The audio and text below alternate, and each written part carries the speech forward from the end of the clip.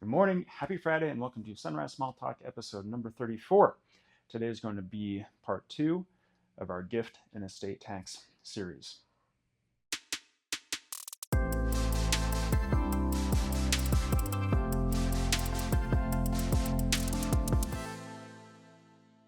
So this week we're going to talk about the $12,920,000. Last week we talked about the $17,000. This week will be a little more complex. I'm going to try to talk slow and make this as easy to understand as possible. Pretty cool stuff. I think it's exciting to learn about, but I'm also a dork, but I do think you'll enjoy it. So quick recap last week, $17,000. Real briefly, if I give $17,000 to everybody in the world, there is no gift tax consequence. Jumping into this week, what does this $12,920,000 mean? Well, we have 3 different tax codes.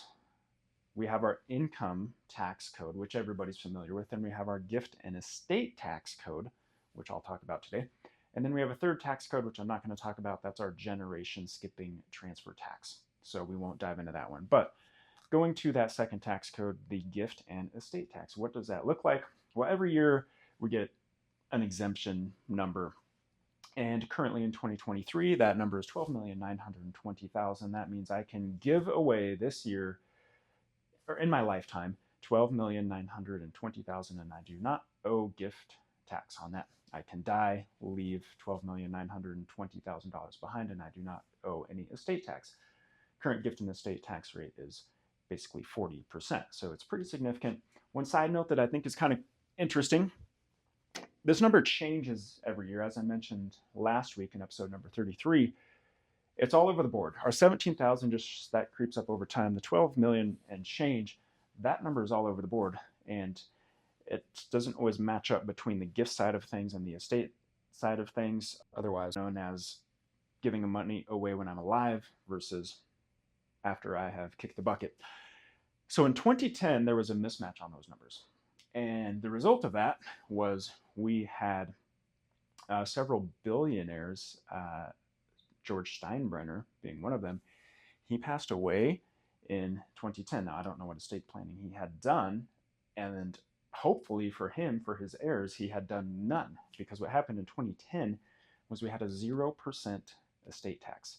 Now, Forbes estimates that he died with a little over $1 billion.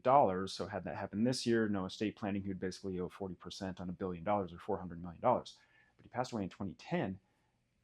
That estate tax percent was 0. So anything that he left behind would have had a 0 tax rate versus what's typically a pretty high estate tax rate. So what does this $12,920,000 mean? Well, if I'm alive, I can gift that away and I won't have any gift tax consequences. I won't have to pay that 40%.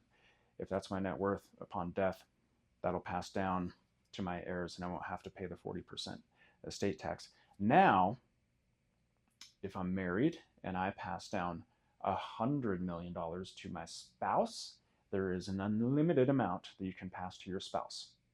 So I could pass $100 million to Kelsey. There will be no estate tax assessed.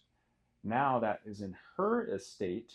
So she has that $100 million plus whatever was in her name before my passing. And when she passes, that money will be assessed the estate tax rate for whatever year that may be. Now, ways to get around that. This is where trust planning comes into play. There's a lot of ways to get money out of your estate. And I understand that a lot of you are probably thinking this, I do not care because my estate is not worth $12 million. My spouse and I, our estate jointly is not worth more than $26 million.